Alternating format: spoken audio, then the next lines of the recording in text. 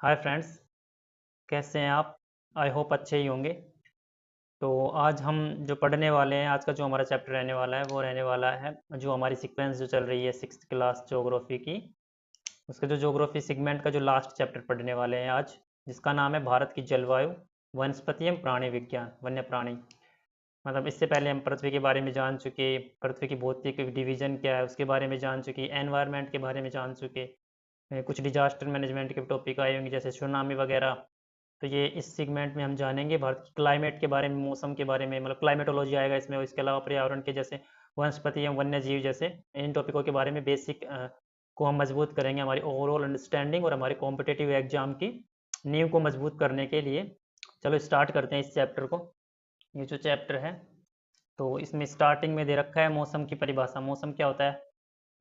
जो दिन प्रतिदिन हमारे यहाँ चारों तरफ जो वायुमंडल है उसकी घटनाओं में जो डे बाय डे या प्रति घंटे के हिसाब से भी देख सकते हो जो चेंजमेंट आता है ना, उसको हम मौसम बोलते हैं। जैसे कभी टेम्परेचर अधिक हो गया, कभी कभी वर्षा आ गई, कभी सूर्य की किरणें कभी तेज प्राप्त होंगी, मतलब कभी बहुत ज़्यादा गर्मी, कभी हवाएं तेज चलेंगी। तो ये जो चेंजमेंट होता है दिन प्रतिदिन, मतलब रोजाना दैनिक स्तर पर भी और एवरीडे, तो इसको हम बोलते हैं मौसम।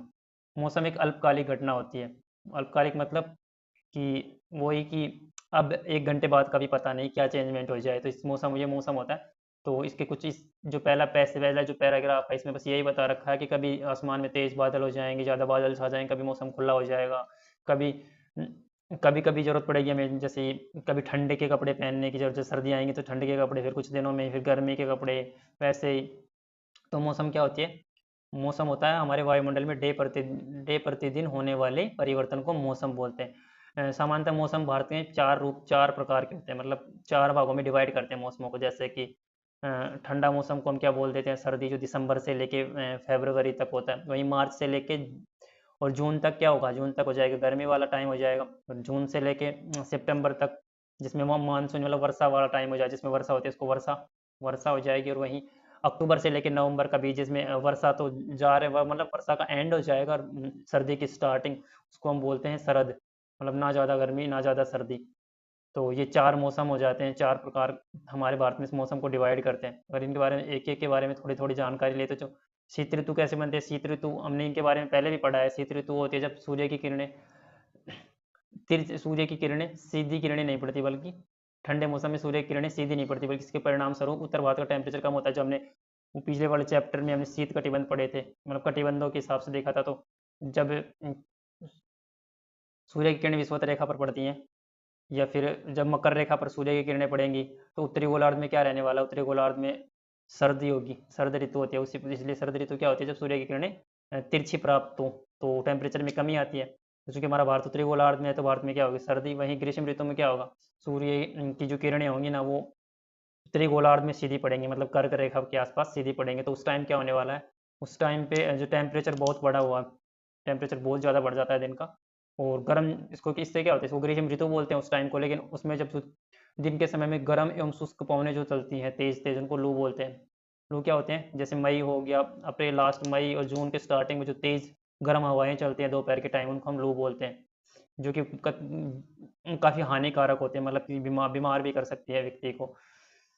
वहीं इसके बाद जो तीसरा जो पार्ट था हमारा, वर्षा का मौसम। वर्षा का मौसम जो मानसून के बारे में हमने पढ़ा, दक्षिण पश्चिम मानसून भारत में वर्षा का रीजन, वर्षा किस कारण से आते हैं, इसके बारे में हम ब्रीफ में इंट्रो, अगर आपको पढ़ना हो इसके बारे में, मानसून के बारे में, तो हमारे चैनल पे विजिट करो। और जैसे जैसे हम क्लास में आगे बढ़ेंगे तो और भी ब्रीफ में जानेंगे। जब मानसून आने और आने के बाद का मौसम होता है वर्षा का मौसम। इस समय पर जो पवनें होंगी, जो हवाएं होंगी, वो बंगाल की खाड़ी तथा अरब सागर की ओर बहती हैं। वे अपने साथ नमी भी लाती हैं, और ये पवन पहाड़ों से टकराकर वर्षा करती है। जैसे क्या होता है इस टाइम पे, मतलब वर्षा का मौसम कब होगा? जब दक्षिण पश्चिम मानसून भारत की तरफ एंटर करेगा, तो जो पवनें होंगी, हवाएं होंगी, इधर अरब सागर से, उधर बंगाल की खाड़ी से आते हैं। ये समुद्र के ऊपर जो नमी होती है उसको अपने साथ लेके आते हैं, और जैसे पर्वत जैसे हिमालय पर्वत से इससे टकराएंगी तो ये वर्षा करेंगी। तो इस टाइम पे जो मौसम होता है, ये मौसम कब का होगा? जून टू लेकर लगभग अक्टूबर तक। जून जून से लेकर सितंबर अक्टूबर तक का जो मौसम होता है वो वर्षा का मौसम होता है। वहीं शरद ऋतु की बात करें तो जब जो किरणें आई, जब ये पवनें आती हैं, जब आई वर्षा किया, ये हल्की होके जब वापसी लौटती है ना, जब ये वापसी लौटती है, तो उस टाइम पे क्या होता है? उस टाइम ये वापसी लौट कर जब बंगाल की खाड़ी की ओर या अरब सागर की ओर जब ये वापसी लौटती हैं तो उस टाइम को लौटने का मौसम बोलते हैं, उसको मौसम के लौटने का, यह उन पवनों के लौटने का मौसम होता है। दक्षिण भागों में विशेषकर तमिलनाडु एवं आंध्र प्रदेश में इस मौसम में वर्षा होती है, मतलब जब ये लौटती हैं तो कुछ नमी की मात्रा साथ लेके जाती हैं, जो कि तमिलनाडु में और आंध्र प्रदेश में कुछ मात्रा में वर्षा करने के लिए जिम्मेदार होती हैं। और किसी स्थान पर अनेक वर्षों में मापी गई मौसम की दशा है, मतलब मौसम ये सिर्फ हम कुछ मंथ में कुछ दिनों की कैलकुलेशन करते हैं, तो मतलब कुछ दिनों में देखते हैं, कुछ मंथ में या कुछ घंटों में देखें तो उसको मौसम बोलेंगे। वहीं अगर इन घटनाओं के चेंजमेंट एक लंबे समय में हो, जैसे 20-30 साल में, अगर मौसम 20-30 साल में जैसे चेंजमेंट हो किसी घटना में, तो उसको हम जलवायु बोलते हैं। जैसे ग्लोबल वार्मिंग हो गया, ये जलवायु परिवर्तन है कि धीरे धीरे पृथ्वी का टेम्परेचर बढ़ रहा है, जैसे 20-30 साल 10 साल में, तो ये जलवायु परिवर्तन हो जाता है। या कोई ऐसी स्थिति जो धीरे धीरे की स्टेबल हो जाए, तो उसको हम जलवायु बोलते हैं।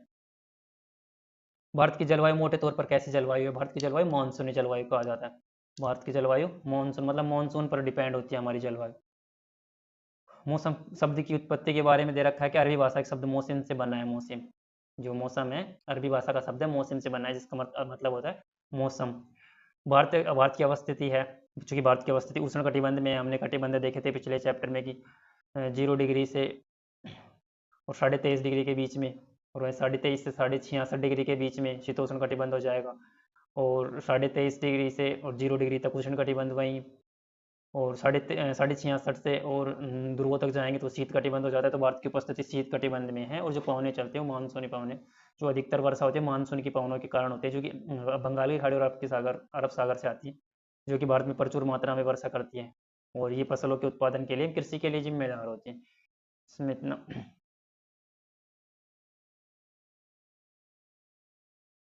अब ये जलवायु डिपेंड किस पे करती है? जलवायु डिपेंड करता है किसी स्थान की स्थिति पर, उसकी हाइट कितनी है, समुद्र से उसकी दूरी एवं उस पर उच्चावच पर निर्भर करती है किसी स्थान की जलवायु कैसी रहने वाली है, कि उस स्थान की हाइट कितनी है। जैसे ऊंचे स्थानों पर जाओगे तो आपको ठंडी जलवायु मिलेगी, ठंडा मौसम, क्योंकि वहाँ पर टेम्परेचर की कमी होगी। वैसे ही समुद्र से ज़्यादा दूर जाओगे तो वहाँ वर्षा की कमी। तो ये इस पर निर्भर करती है कि स्थिति, उस क्षेत्र की स्थिति, ऊंचाई पर, स्थिति पर, समुद्र से दूरी पर डिपेंड कर। एग्जाम्पल्स दे रखे हैं, जैसे कि आप भारत की बात करो तो भारत में जो राजस्थान हो गया, राजस्थान के पश्चिम भाग जैसे जैसलमेर हो गए, बीकानेर हो गए, यहाँ क्या है, यहाँ पर टेम्परेचर की उपस्थिति ज़्यादा है, ये इसलिए मरुस्थलीय क्षेत्र हो गए। मरुस्थलीय क्षेत्र होने के कारण यहाँ पर क्या है, टेम्परेचर अत्यधिक होता है। जैसे ये हमारा का एक भारत का इमेजिनरी मैप बनाते हैं हमारे पेन से, ऐसा ही बनता है। तो ये जो जैसलमेर हो गया, बीकानेर, इधर पश्चिम राजस्थान में बहुत गर्म स्थान होते हैं, क्योंकि यहाँ पे क्या है, मरुस्थलीय। वहीं जम्मू कश्मीर की बात कर ले, ऊपर की साइड में, यहाँ पर क्या है, ऊंचा स्थान होने के कारण, और यहाँ हिमालय पर्वत की अवस्थिति, तो ये बहुत ठंडे वाले स्थान होते हैं, यहाँ बर्फीले स्थान होते हैं जहाँ बर्फ पड़ती है। वहीं कोलकाता की बात कर ले, पश्चिम बंगाल, ये वेस्ट बंगाल में कोलकाता चूंकि समुद्र तट से लगा हुआ भाग है, यहाँ की जलवायु मध्यम जलवायु होती है, मतलब न तो ज़्यादा गर्म होगा, न ही ज़्यादा ठंडे होगा। क्योंकि कुछ एक फैक्चुअल इन्फॉर्मेशन दे रखा है कि जो विश्व की सबसे ज़्यादा इन्फॉर्मेशन, जो विश्व की जो सबसे ज़्यादा रेन होती है, विश्व की सबसे ज़्यादा वर्षा होती है, वो मेघालय में स्थित मोसिन राम में होती है। जो विश्व की सबसे ज़्यादा वर्षा अगर कहीं पे होती है भारत की, मेघालय में स्थित मोसिन राम में होती है, विश्व की सबसे ज़्यादा रेनफॉल जो होती है। अब ये तो हुआ भारत के रेन के बारे में, ऋतुओं के बारे में हुआ, मौसम के बारे में। भारत की कुछ वनस्पति के बारे में पढ़ ले, तो इस डायग्राम में ये बता रखा है कि वनस्पति का प्रकार बता रखा है। जैसे एक एक 1.5 मीटर से 5 मीटर, जैसे 1.5 मीटर तक की जो हाइट रहेगी वो घास फूस हो जाता है, जिसको बोलेंगे। वहीं 5 मीटर तक झाड़ियाँ आ जाएंगी।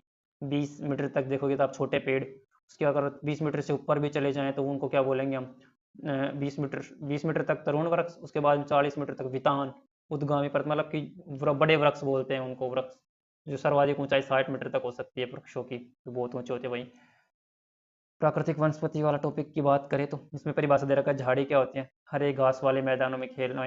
कुछ पौधे छोटे होते हैं, मतलब जिनके भी देखा हमने, जो 1.5 मीटर से भी नीचे वाले हाइट, जो घास फूस वाले, और 5 मीटर तक भी देखे जो कटीले कटीले जो पेड़ पौधे होते हैं उनको झाड़ी बोलते हैं। जैसे कैक्टस हो गया, फूल फूल के पौधे हो गए।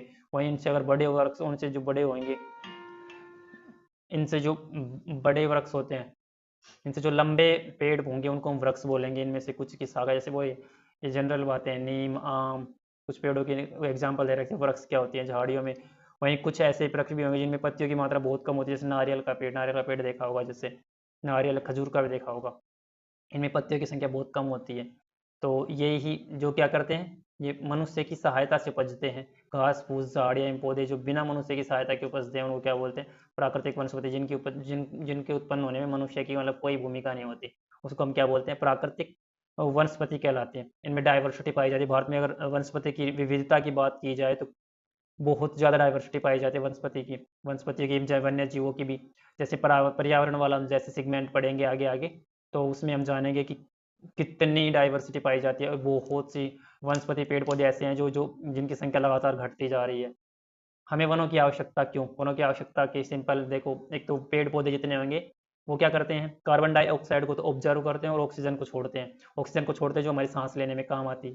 तो और जो ऑक्सीजन को एब्जॉर्ब करते हैं, इससे क्या होता है? जो पृथ्वी का तापमान नहीं बढ़ पाता ज़्यादा, मतलब तापमान जितने ज़्यादा पेड़ पौधे रहेंगे, पृथ्वी में जो वायु की गुणवत्ता होगी वो बिल्कुल क्लीन रहने वाले, स्वच्छ रहने वाले। इसके अलावा जहाँ जिस जगह पे पेड़ पौधे ज़्यादा होंगे मृदा का अपरदन नहीं होगा, मतलब पानी के साथ जो मृदा का कटाव होता है वो नहीं होगा, क्योंकि जो पेड़ होते हैं वो अपनी जड़ों से है ना मृदा को पकड़ के रखते हैं, तो पानी का बहाव जब बारिश में होता है तो वो बहने नहीं देता, अपरदन को रोकते हैं। इसलिए पेड़ हैं जो क्या करते हैं? उस मृदा के अपरदन को रोकते हैं, कार्बन डाइऑक्साइड को ग्रहण कर लेते हैं, ऑक्सीजन छोड़ते हैं जो हमें काम आते हैं। इसके अलावा हमें पेड़ों से ईंधन, लकड़ी, चारा, जड़ी बूटी, लाख, शहद, गोंद ये हमें प्राप्त हो जाते हैं। जिन कुछ लोग तो जो जो वनों में रहते हैं, वनों में निवास करते हैं, वे अपनी आजीविका के साधन मानते हैं कि जैसे कुछ जड़ी बूटियाँ चुन ली, जैसे शहद वगैरह, गोंद वगैरह, इनको बेच के अपनी आजीविका तक चलाते हैं। तो ये पेड़ों का महत्व था हमारे लिए, क्योंकि वन है तो वन में क्या रहेंगे? वन्य जीव भी रहने वाले हैं, वन्य जीवों का प्राकृतिक आवास होता है पेड़। अब इसमें वो बता रखा है कि हम जो पेड़ों की अंधाधुंध कटाई करते हैं, जिसके कारण जो वनस्पति समाप्त होती जा रही है, उसके कारण होने क्या वाला? कार्बन डाइऑक्साइड की मात्रा बढ़ जाएगी, वायुमंडल में वो टेम्परेचर बढ़ेगा, ग्लोबल वार्मिंग जैसे इफेक्ट होने वाला वो लगेंगे। जिससे क्या होगा? जिससे कि पृथ्वी का तापमान बढ़ेगा, जिससे कि पृथ्वी का तापमान बढ़ेगा तो उसके साइड इफेक्ट में बहुत सारी बीमारियां फैलेंगी, और जीवन जैसे जैसे जितना तापमान बढ़ता जाएगा तो वैसे वैसे हम जीवन में नई नई बीमारियां पैदा होंगी, मतलब जीवन पर खतरा पैदा होगा। इसके अलावा ऑक्सीजन ऑक्सीजन की कमी आएगी, क्योंकि पेड़ ही नहीं होंगे तो ऑक्सीजन कहाँ से आएंगे? इसके अलावा बहुत सारी ऐसी जड़ी बूटियाँ और बहुत सारे ऐसे तत्व हैं जो हमें पेड़ों से प्राप्त होते हैं, ऐसे न्यूट्रिशन जो पेड़ पौधों से प्राप्त होते हैं वो नहीं मिल पाएंगे। तो हमें क्या करना चाहिए? हमें पेड़ों को बचाना चाहिए। हमें पेड़ पौधों की रक्षा करनी चाहिए, पेड़ों के महत्व के बारे में लोगों को बताना चाहिए, अधिक से अधिक लोगों को इस प्रकार शामिल कर सकते, मतलब हमें पहले शुरुआत अपने खुद से करनी होगी पेड़ पौधे बचाने की। अगर हम अगर एक से शुरुआत, मतलब शुरुआत किसी भी चीज़ की जीरो से होती है, उसी प्रकार से खुद भी जागरूक हों सबसे पहले, उसके बाद लोगों को भी जागरूक करें कि पेड़ों का क्या महत्व होने वाला है। इसमें एक ट्रिक दे रखा है, मतलब एक ऐसा कंसेप्ट है, वैसे तो एक कहानी टाइप में बता रखा है, लेकिन एक पेड़ों को बचाने के लिए एक बहुत अच्छा एग्जाम्पल आप इसको सेट कर सकते हो अपने की। जैसे इसमें बता रखा है कोई लड़की है जिसके जन्मदिन पर उसके माता पिता ने एक पेड़ लगाया था, और जब जब उसका जन्मदिन आता है तो भी एक पेड़ लगाया जाता है और उसकी बहुत देखभाल की जाती है उस पेड़ की। तो जब वह 20 साल की हुई लड़की, तो उसके घर के आसपास मतलब 21 पेड़ हो चुके थे, एक तो जन्म का और 20 उसके बर्थडे के। तो उसके 21 पेड़ हो चुके थे, जो कि ये जो कि क्या करते हैं, जो कि बिल्कुल हरे भरे, और मतलब एक आप जैसे यादगार चीज जो कि एक जैसे अपनी कौम होने क्या वाला है, इससे इससे क्या होने वाला है? इससे ये होगा कि एक तो पेड़ बचेंगे तो पेड़ों से जो होने वाले प्रॉफिट हमें पता ही है, क्योंकि इसलिए ये इसको हम एक ट्रिक के रूप ट्रिक तो क्या, लेकिन एक आइडल के रूप में, एक ऐसे कि पेड़ों को बचाने के लिए एक शुरुआत के रूप में हम इस तरीके से भी अपना योगदान दे सकते हैं कि हम अपने जन्म दिवस पर पेड़ लगा के, ये एक सिंपल सा आस्ते हो जाएगा। इसके अलावा ये पेड़ों से मिलने वाले कुछ औषधि वगैरह, जैसे पेड़ों से हम रबड़ प्राप्त कर सकते हैं, इमारती लकड़ियाँ, वन्य जीव, प्राकृतिक निवास, गोंद, फल फ्रूट तो है ही, शहद है। इसके अलावा ऑक्सीजन को ये मतलब छोड़ते हैं, और ऑक्सीजन को CO2 को क्या करते हैं? खुद ऑब्जर्व करते हैं, एब्जॉर्ब करते हैं। वहीं इनसे हम मेजर फर्नीचर, पेड़ों से हमें क्या क्या प्राप्त होता है? अब देख लो, खेल खेल के सामान हो गए, चारा हो गया, घर बना लेते हैं, घर बनाने में जो फर्नीचर यूज होता है। इसके अलावा ये पेड़ों की मिट्टी को बांधना जैसे अपरदन को रोक ले, तो ये पेड़ों के यूज़ है इसकी। इसके बाद जो टॉपिक आता है वन्य प्राणी, जो कि वन्य प्राणियों का प्राकृतिक आवास क्या होते हैं? वन होते हैं। जो कि वन रहेंगे जितने ज़्यादा, उतने ज़्यादा वन्य प्राणी रहेंगे, और इनकी भी बहुत ज़्यादा डाइवर्सिटी पाई जाती है भारत में। जैसे सरीसृप हो गए, उभयचर हो गए, पक्षी, स्तनधारी कीट, कृमि कृमि मतलब सूक्ष्म जीवों से लेके, और यहाँ तक जिराफ, हाथी तक भी बहुत ज़्यादा डाइवर्सिटी पाई जाती है भारत के अंदर। हमारा राष्ट्रीय पशु क्या है? बाघ हमारा राष्ट्रीय पशु, और मोर हमारा राष्ट्रीय पक्षी है। इसके अलावा जैसे इसमें कुछ देर एग्जाम्पल दिए हुए हैं कि एक बेस के तौर पे, जैसे तो बहुत ब्रीफ में हमें धीरे धीरे पढ़ना है इसके बारे में कि कहाँ कहाँ कौन कौन से जंतु पाए जाते हैं। जैसे गुजरात का जो गिर वन है उसमें एशियाई शेर पाए जाते हैं। वहीं हाथी और सांपों के लिए असम असम के जंगल मतलब प्रसिद्ध है, वहाँ पे हाथी और एक सींग वाले गेंडे मिलेंगे। वहीं कि कर्नाटक और केरल में भी हाथी मिलते हैं। इसके अलावा जंगली गधा कच्छ के रण में, कच्छ का रण कहाँ होता है? गुजरात, गुजरात कच्छ का रण होता है। हाँ, गुजरात में कच्छ का रण है, उसमें गधे। और इसके अलावा हिमालय क्षेत्र में बकरी, हिम तेंदुआ, भालू इत्यादि मिलेंगे। और भी जैसे बंदर, सियार, मतलब कि कई हजारों प्रकार के जीव जंतुओं की विविधता हमारे देश में पाई जाती है। पर्यावरण का जो भी चैप्टर है उसमें हम इसके बारे में जानेंगे धीरे धीरे कि कितनी डाइवर्सिटी हमारे देश में जंतुओं जीवों की पाई जाती है। इसके अलावा पक्षियों की बहुत ज़्यादा डाइवर्सिटी, जिसमें हम मेनली जैसे तोता, मैना, कबूतर, बुलबुल, बतख, इनके बारे में कुछ जानते हैं।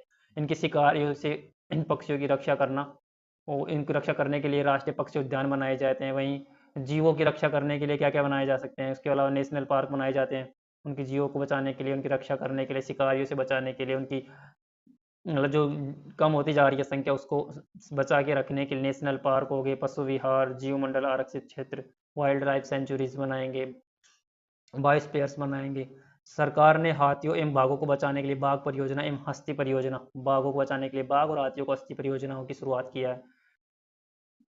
हम मतलब हम किस प्रकार योगदान दे सकते हैं? सांपों की भी सैकड़ों प्रजातियां पाई जाती है भारत में, जैसे कोबरा कह रहे थे, इसमें कुछ एग्जाम्पल ये हैं सांपों के। कोबरा कह रहा, सांपों के भी कई हजारों मतलब प्रजातियां पाई जाती हैं। ये जीव जंतु हैं जो आप देख सकते हैं, चीता, बाघ, हाथी से हो गए, बारहसिंगा हो गए। मतलब हम कैसे योगदान दे सकते हैं कि वन्य जीवों की रक्षा में, कि वन्य जीवों के संरक्षण कर सके? इसका योगदान हमारा सीधा है कि हम उन चीज़ों को खरीदने से इनकार कर दें, मतलब उन वही चीज़ें ना खरीदें जो जैसे हड्डी, सींग और पशु पक्षियों के पंखों से, इनसे जो बनती हैं, हम उनको खरीदने से इनकार कर दें। इससे क्या होगा? मतलब इससे मतलब उनको जो इन पशु पक्षियों को मारकर, पशुओं को मारकर जो ये बना के लाते हैं, मतलब बहुत से सामान ऐसे ऐसे होते हैं जो हड्डियों से बने होते हैं, उनके सींगों से बने होते हैं, उनको नहीं खरीदेंगे तो अब जब वो खरीदेंगे नहीं तो वो उनको मारना छोड़ देंगे। जब उनका सामान नहीं बिकेगा तो फिर उनको मारना छोड़ देंगे, इससे उनका संरक्षण हो पाएगा। तो हम शुरुआत इस प्रकार से कर सकते हैं। हमारे यहाँ पे अगर हम डायरेक्ट जाके हमसे वैसे हम रक्षा नहीं कर सकते तो अपना कंट्रोल, अपना जो जो योगदान है, हम अपना योगदान इस तरीके से दे सकते हैं कि हम खरीदे ही ना। अब जो प्रत्येक वर्ष में अक्टूबर का जो प्रथम सप्ताह में वन्य जीव सप्ताह के रूप में मनाते हैं, ताकि वन्य जीवों के निवास को संरक्षित एवं जागरूकता मिले। जो पहला सप्ताह होता है ना, उसको वन्य जीवों के सप्ताह के रूप में मनाया जाता है, अक्टूबर माह का। तो ये कुछ न्यूज़पेपर्स हैं जो ये दिखाते हैं कि किस तरीके से इनकी टाइगर्स की संख्या, किस तरीके से जंतुओं की संख्या घटती जा रही है शिकारियों के कारण।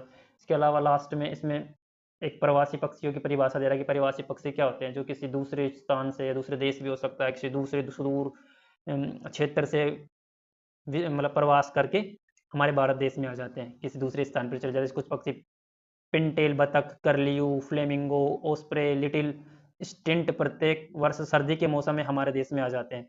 सबसे छोटी जो लिटिल स्टिंट जो है, इसका वजन कितना ग्राम होता है? 15 ग्राम का होता है। ये सबसे छोटी लिटिल स्टिंट है, इसका ग्राम मात्र 15 ग्राम का होता है। ये आर्कटिक प्रदेश से मतलब 8000 किलोमीटर की दूरी तय करके भारत आता है। 15 ग्राम का है पक्षी, छोटी लिटिल स्टिंट नाम है इसका। और ये कहाँ से आता है? आर्कटिक प्रदेश से। आर्कटिक प्रदेश मतलब यूरोप, यूरोप के ऊपर का जो प्रदेश है, आर्कटिक प्रदेश यूरोप के ऊपर, एशिया के ऊपर से होता है, जो उत्तरी ध्रुव के साइड में, मतलब 8000 किलोमीटर की डिस्टेंस तय करके कहाँ आता है? इंडिया में आता है। 8000 किलोमीटर, तो ये छोटा स्टेन पक्षी हो गया। तो इस चैप्टर में इतना ही है कि बेस बना रहे हैं हम, हमारा बेस बन जाएगा, एक स्ट्रॉन्ग बेस बन जाए, किसको लेके? वन्य जीवों को, वनस्पतियों को लेके एक स्ट्रॉन्ग बेस बन जाए। तो ये आज इस 6th क्लास के जो एनसीईआरटी का जो ज्योग्राफी वाला सेगमेंट था उसके हमने कंप्लीट चैप्टर क्लियर कर लिए। तो आई होप पहले की वीडियो आपने देखे होंगे, सारे नहीं देखे तो उनको देखें, क्योंकि बहुत सारी ऐसी इन्फॉर्मेशन हैं जो आपकी ओवरऑल अंडरस्टैंडिंग के लिए एक नींव का काम करती है। जैसे कि नींव बनाने का, अगर नींव ही मजबूत नहीं होगी तो आप घर क्या खाक अच्छा बनेगा? वो एक ना एक दिन गिर ही जाएगा। तो इसी प्रकार से अगर ये नींव का काम करते हैं ये चैप्टर, मतलब इसमें इतनी छोटी छोटी माइनर माइनर इन्फॉर्मेशन होती है जिनको हम छोड़ देते हैं, या फिर जिनको ऊपर ऊपर ऊपर पढ़ के छोड़ देते हैं। तो ये चैप्टर बहुत इंपॉर्टेंट है, इनमें ज़्यादा टाइम भी नहीं लगता। तो आई होप आपने सारे चैप्टर्स देखे होंगे। तो इस वीडियो में इतना ही, मिलते हैं हमारे नेक्स्ट सेगमेंट में जो भी होगा। तो वीडियो को लाइक करना, शेयर करना। Thank you. चैनल को सब्सक्राइब करना मत